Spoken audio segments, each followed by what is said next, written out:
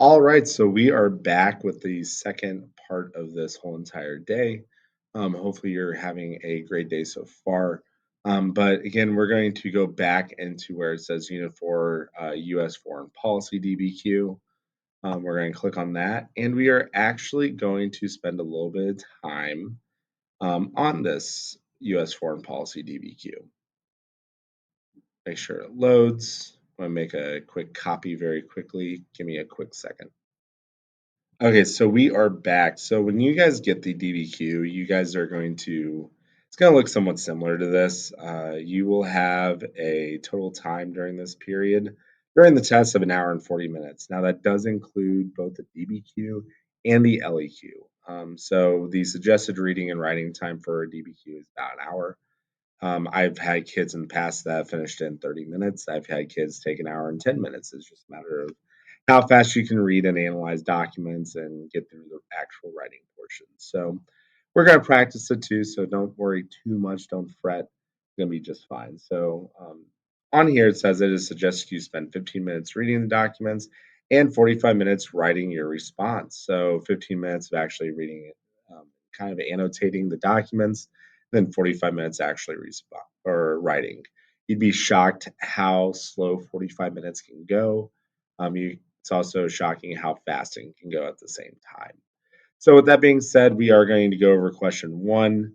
You'll get this part, which is basically a overview of the DBQ rubric, and we will move on to the actual prompt. So, the prompt says evaluate the extent of how change in U.S. foreign policy in 1783 to 1828. Um, Evaluate the extent of change, not how change. Evaluate the extent of change in the U.S. foreign policy. So basically, as we do for everything, we are going to rewrite the prompt so that is easier for us to understand. So I'm going to write how much change occurred in U.S. foreign policy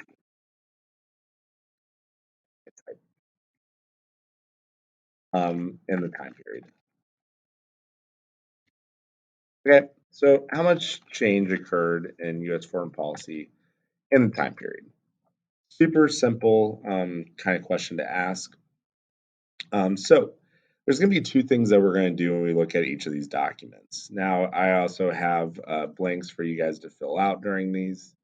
Um, and yeah, so the first thing that we're going to do in every single source that we ever read, and I've told you guys this before, is to actually read the source. So this source is President George Washington Neutrality Proclamation 18 or April 1793. So this is over the Proclamation of Neutrality, and this is the reason why we have you actually read these source first. We don't have to really read a whole lot to understand what the Proclamation of Neutrality actually is. We know that the Proclamation of Neutrality was a proclamation that made the U.S. Unable to get intertangled with European affairs, specifically the French Revolution. So that's going to be the first one that we kind of go over, and then this is going to keep being a foreign policy that we get throughout the early years of the United States. So take a moment. I do want you guys to read the document really quickly. Once you guys do that, we will get back together. So pause the video right now and we will get back. Okay, so you guys should be back after reading this. So when I read this, I just summarized it in one sentence. Basically, this document is stating that the U.S. is not trying to get into any foreign affairs whatsoever. And because like they were just an early nation, they didn't want to get involved with all this, and they just didn't want to deal with getting into another war since they just got out of a war. The second aspect of this, you guys may have not wrote about yet, but I do want to go over with you guys. So, how can you use this document to argue a point? So, this is the supporting the evidence aspect of it, or supporting an argument part with the evidence. So, basically, what I put here is that the U.S. took just a very isolationist approach to foreign policy, and they just didn't want to get involved with any foreign affairs and conflicts whatsoever, which is pretty valid. So the college board people like seeing big words like this, like isolationist.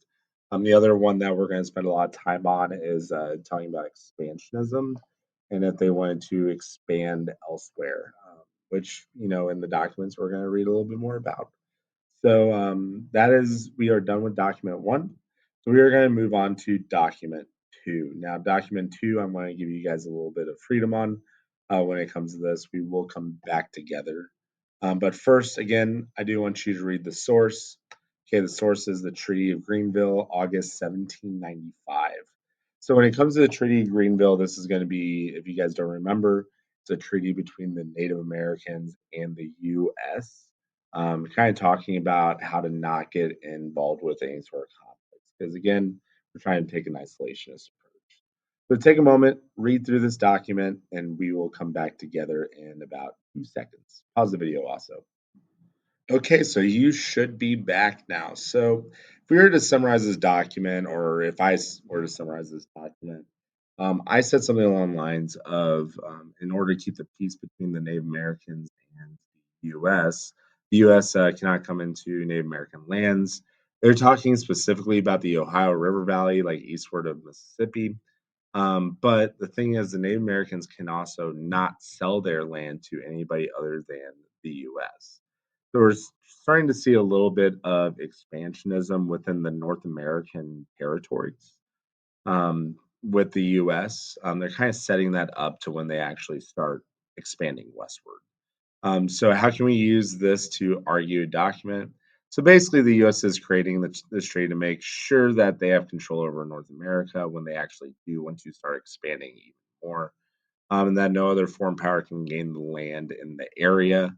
Um, Believe it or not, this is an isolationist approach because they want to kind of focus on themselves and their expansion in North America. So I say it's an isolationist approach just because they're not expanding into all these other places around the world, something that the British have done for many centuries as of now. But yes, they are preparing for, and I do indicate that they are preparing for expansion in North America. So those are the two different like kind of things I want you to do for today. First, summarize the document and then explain how you can use this document to argue a point. So with that being said, I'm going to let you guys finish this up, document three all the way to document seven. Now at the very end, there's going to be a practice thesis part where you're going to actually create a thesis. This I don't want you to worry about until Thursday when I do come back um, to school. So, with that being said, if you have any questions, please email me. Please send me a message on Remind. I'll be checking my phone throughout the day. So, yeah, that's that. Have a great day and